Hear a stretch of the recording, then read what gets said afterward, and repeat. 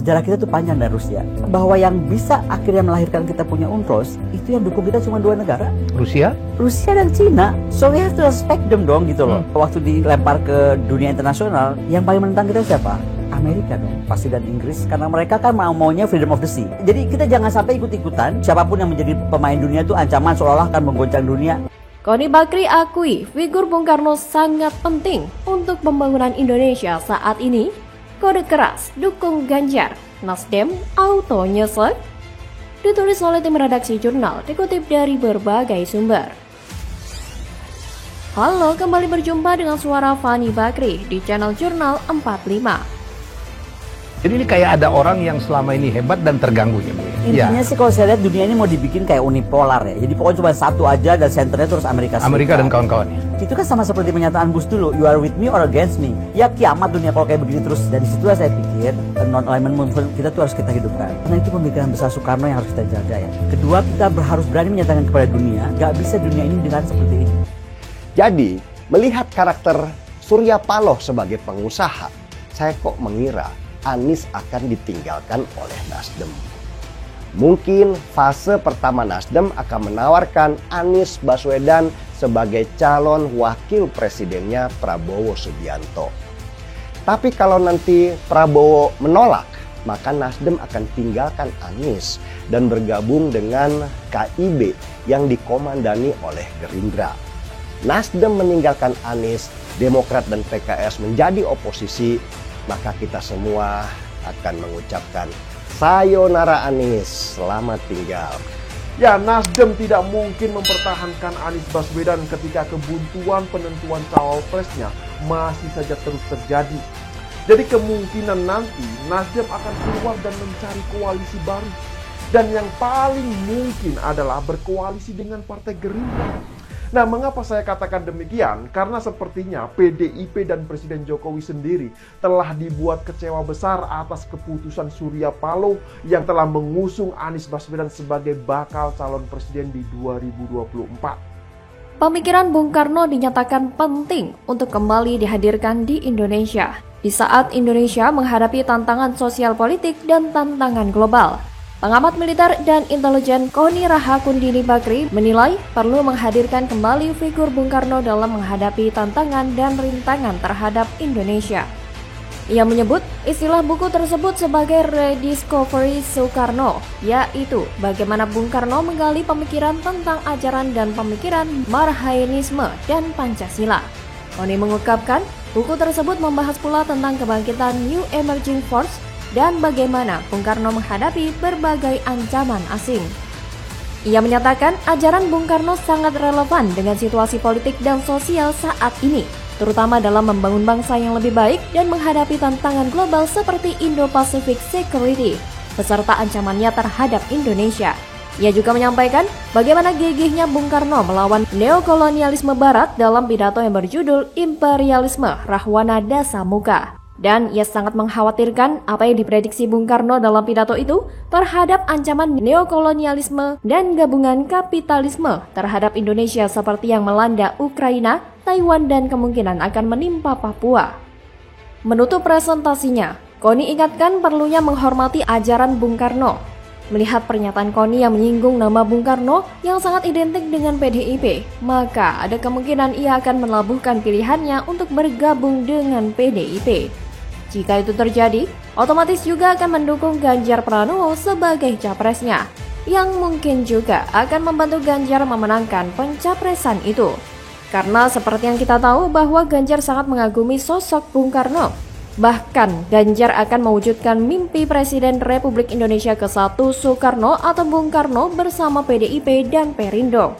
Hal itu diungkapkan Ganjar usai PDIP dan Partai Perindo teken kerjasama politik di kantor DPP PDIP, Menteng, Jakarta Pusat pada Jumat 9 Juni 2023. Ganjar awalnya bicara terkait tugas-tugas yang perlu dilakukannya, melanjutkan program Presiden Joko Widodo. Kemudian tugas lain, kata Ganjar, terkait pembangunan ibu kota Nusantara. Dia berkata tugas-tugas tersebut tidak boleh berhenti dan harus dipercepat. Ganjar lantas mengatakan sempat diingatkan oleh Megawati terkait bonus demografi yang merupakan mimpi sang proklamator, yang mana harus ia kerjakan agar mimpi itu bisa terwujud. Bukan hanya itu, Ganjar juga dianggap mewarisi api Bung Karno oleh seniman Butet Kartarejasa. Suatu pesan yang bagi saya menarik karena menyiratkan pesan bahwa Ganjar diyakini oleh Mas Butet dapat membawa api semangat membara dalam diri Bung Karno bagi kemajuan bangsa ini kalau takdir menentukan sebagai seorang Presiden Republik Indonesia seperti Bung Karno dahulu. Api seperti apa yang bisa diwarisi Ganjar dari Bung Karno? Ada banyak contohnya. Mulai dari semangat untuk menjadikan Indonesia sebagai bangsa yang besar, semangat membangun bangsa agar berdaya saing dan gak kalah dengan bangsa-bangsa lain. Api berupa perkataan yang memiliki daya magis bak orator ulung, dan masih banyak lagi. Meski secara terah Ganjar bukan keturunan langsung dan tidak berhak memasang tulisan cucu Bung Karno seperti yang dilakukan oleh Mbak Puan, tapi rasanya bukan tanpa alasan Mas Butet memberikan pujian itu untuk Ganjar. Mungkin bagi Mas Butet, Mbak Puan barulah sekadar mewarisi nama besar sang kakek, belum mampu mewarisi api beliau. Bahkan, nafas perjuangan Bung Karno juga kini diteruskan oleh Ganjar Pranowo. Kedekatan dan keharmonisannya dengan ulama NU terus terjaga, bahkan jauh sebelum dirinya dicapreskan. Maka wajar jika Koni Rahakundini, yang mantan orang Nasdem ini melihat sosok Bung Karno kepada calon presiden kita nanti. Karena yang dilakukan Ganjar sangat sejalan dengan titah Bung Karno. Jadi kemungkinan Koni akan juga memilih Ganjar sebagai capres nanti. Bagaimana kalau menurut Anda? Waduh, wajah baru Rocky Gerung ungkap Anies Baswedan tidak pantas dipilih dalam Pilpres 2024, tamparan telak nih bos. Halo, selamat datang di channel Jurnal 45. Kan orang udah pikir kalau Anies jadi IKN akan dibatalkan, kereta cepat akan dibatalkan. Tapi sangat mungkin juga Anies bilang enggak, separuh-separuh. Nah di situ yang saya sebut tadi, Anies mau ngapain? Kalau separuh-separuh, mending kita dukung Pak Jokowi. Sekalian gitu sekalian aja kan. Itu jadi beban ini. Atau kasih Gibran aja kan. Ngapain pilih Anies kalau dia separuh-separuh? Kan itu intinya, itu yang saya bilang tadi. Ya saya bisa pahamin itu, pasti Pak Jokowi menempatkan positioning beliau barangkali sebagai pemimpin koalisi partai-partai pemerintahan ya. Dan beliau tidak menganggap lagi Nasdem ini di dalam koalisi pemerintahan untuk sementara ya. Tapi komitmen Nasdem sendiri di pemerintahan? Ya tetap. Pengamat politik sekaligus akademisi Rocky Gerung tiba-tiba mengatakan bakal calon presiden Anies Baswedan tidak pantas dipilih sebagai presiden. Menurut dia, saat Anies terpilih, tak ada kepastian bahwa apa yang dilakukan Presiden Jokowi akan dia lanjutkan. Seperti IKN dan kereta cepat, kemungkinan besar akan Anies batalkan, apalagi melihat Jokowi yang kontra dengan Anies. Rocky bahkan menyarankan kalau tidak mau ada perbedaan dan Anies tidak tegas menunjukkan sikapnya, apakah melanjutkan atau tidak, lebih baik masyarakat memilih lagi Presiden Jokowi atau sang anak Gibran Raka Buming Raka. Ia menyebut istilah memboikot adalah cara menguji moral seseorang dan itulah elektabilitas yang sebenarnya. Ia pun menegaskan jika Anies pemikirannya di Pilpres 2024 hanya separuh-separuh. Tidak tegas, kenapa harus dipilih? Kenapa nggak milih Ganjar? Pernyataan Rocky ini secara gamblang memberikan penegasan bahwa Anies memang tidak pantas menjadi penerus Presiden Jokowi. Dan jika Anies menjadi presiden, dia tidak akan melanjutkan seluruh program yang Jokowi gagas. Jelas sekali semua akan dilakukan perubahan sesuai apa yang dicanangkan koalisi mereka. Padahal yang sedang dibutuhkan negara ini siapa gerangan yang akan melanjutkan perjuangan Jokowi untuk mengganti status Indonesia sebagai negara berkembang menjadi negara maju. Jika Rocky berpendapat perubahan yang digagas Anies dan koalisinya tidak akan melanjutkan program Jokowi, ada satu hal lagi yang akan mendukung ketidakcocokan Anies meneruskan Jokowi.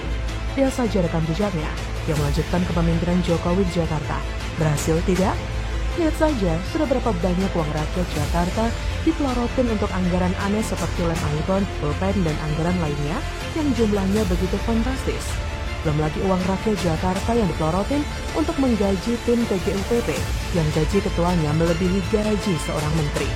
Dan bukan? Apakah ada yang tahu apa hasil kerja nyata dari ketua TGUPP yang dibentuk oleh Anies dan digaji dengan uang rakyat? Dan kita juga menjadi saksi bagaimana situasi Jakarta pada era Anies yang semakin semrawut trotoar diperlebar tapi malah dijadikan lahan parkir atau tempat berjualan. Warga Sunter yang waktu kampanye selalu yasinan untuk memenangkan Anies, tapi mereka malah merasa diperlakukan seperti hewan saat digusur seperti yang diberitakan. Belum lagi janji manis Anies tentang OKOJ yang katanya dimodalin punya bisnis, disediakan tempat usaha, dan dicarikan pembeli seperti spanduk mereka saat kampanye. Saat kampanye mengumbar kata-kata manis bahwa akan diberikan modal usaha, tapi setelah menjabat sebagai gubernur, Anies dengan mudahnya mengatakan bahwa memang tidak ada modal dalam program OKOJ. Jadi bisa dibayangkan berapa juta rakyat Jakarta yang sudah tertipu dengan rangkaian kata-kata manis tentang program OKOJ saat kampanye dalam Pilkada Jakarta dulu. Dari kasus ini kita sebenarnya sudah bisa menilai sendiri bahwa ada yang menghalalkan segala cara demi meraih kekuasaan. Sebenarnya bukan hanya dari kualitas kinerja atau antitesa Jokowi, kemungkinan besar Anies tidak akan menjadi capres itu semakin nyata. Karena elektabilitas Anies di beberapa survei semakin anjlok. Bahkan di survei terbaru dari lembaga survei, raihan suara mayoritas masuk pada Ganjar dan Prabowo, sedangkan Anies kalah telak. So bisa dipastikan Indonesia bukan hanya akan bernasib sama dengan Jakarta selama 5 tahun terakhir ini jika Anies yang menjadi presiden, tapi juga akan gagal sebagai capres. Bagaimana menurut Anda?